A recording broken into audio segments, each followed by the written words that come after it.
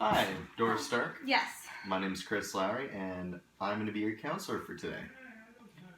What I would like to get across first is that everything that goes in here stays in here. When I say that, I mean that whatever you say to me, I will not tell anybody, unless it has anything to do with you harming yourself or others. But now that I got that out of the way, can I get your age down? I'm 20 years old. 20 years old. And do you still live at 123 Elm Street? Yes. All right, perfect. That is my mom's location. That's your mom's location? Yes, I live in our basement. Okay, that makes a bit of sense. It was also your mother that referred you to this practice. Yeah, she's always trying to be more involved in my life because I'm not really doing anything. So I guess this was her next step to be like, you need to get your life together. Always a brilliant next step, right? Do you live with anybody else? My son Jarvis. Son Jarvis. Okay, I see. And I see the Children's Aid had a bit of issues with Jarvis's father. Yes, Lenny. Lenny was being very abusive towards me, and he was also selling drugs and just became to the point where we have a restraining order against him seeing me or Jarvis.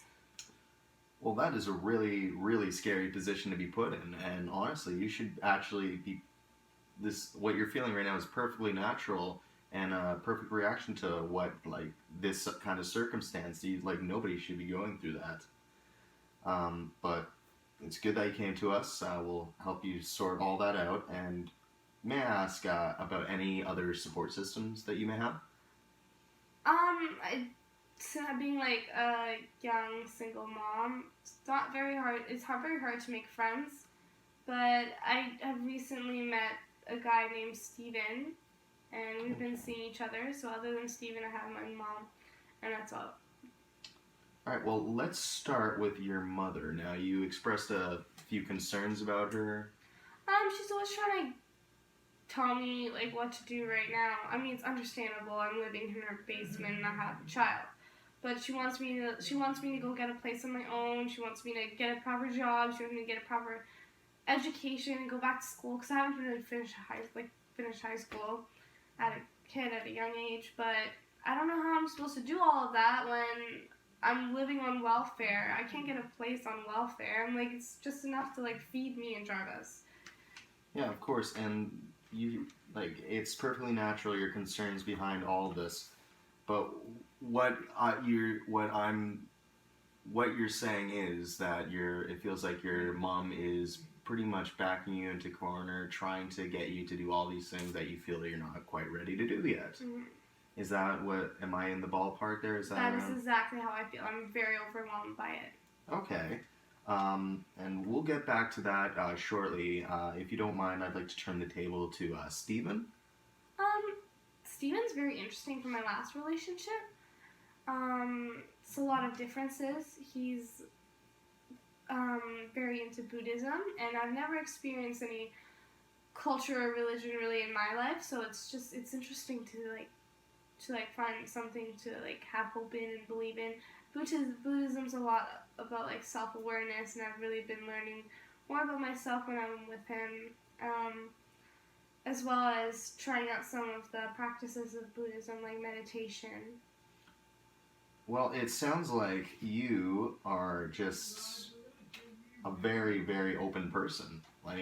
Not many people can honestly take to a new religion or new cultures or experiences too lightly. Mm. So, and especially the fact that you're going through all this just proves how much more of an open person you are. So, but yeah, very good mind, good head on your shoulders. Thank you. But you did express some.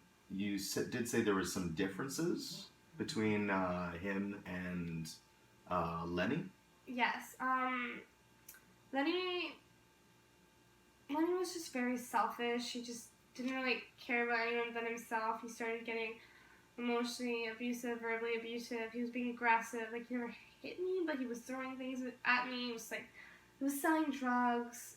and he became to the point where he was like making up things that in his head that never really happened, and it was starting to scare me almost. I just didn't feel like it was the right environment to raise my child in, and I just like he probably hates me now that I got the restraining order has happened. I just didn't know what else to do, and Steven's just a big difference from that. He's very open-minded. He cares about me. He even cares about Jarvis, and he tries to make it so I'm not always stressed out. That's why he's been helping me out with meditation, and I really appreciate that.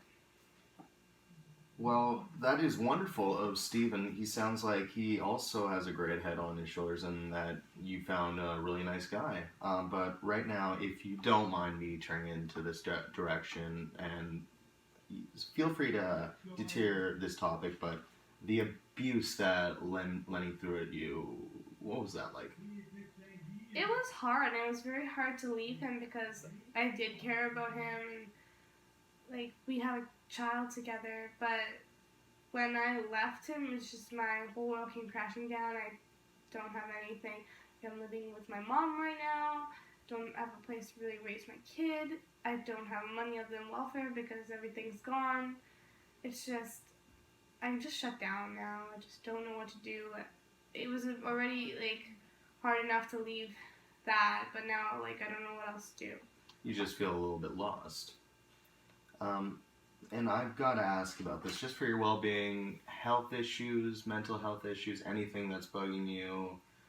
I would assume that I'm fine. I just feel so down lately with everything going on. Like my mom will tell me, like, you gotta get a job. Like, look, you really need to, like, take care of yourself. And like most I do is I just go to sleep. Like, sometimes for a day, sometimes for like 2 days, just to make the pain and like make the problems like less. And that's actually what I was gonna move on to next is coping mechanisms. You said that you like to sleep a lot, but you said you also like to do meditation? Yeah. The meditation's been helping, but I do mostly a shut down and sleep when I'm stressed out. Yeah. What I think we should do for that is set you onto a better motivational path. And I think we can totally do that within the coming sessions that we have. But I'm going to break this down for you. The positives and the negatives. The negatives being you have no job, no education, and you're living with your mom. Like, that's the realistic part of it. But on the positives, you have met a new guy. He sounds phenomenal. He's introducing you to new cultures, new religions, new experiences. And that's all phenomenal. And you care for your son so deeply.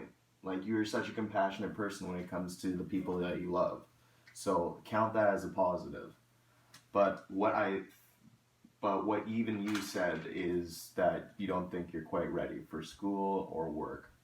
The thing is, I just don't know where to start, and I don't know, like, it's just all links together. I just don't know where to start. I just need to try to do something, but I don't know what to do.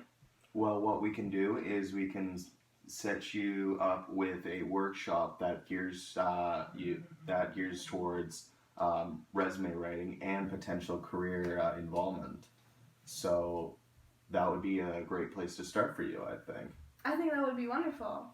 All right, perfect. Well, I will see you next week then, Doris. Sounds good. Sounds perfect. Take care now.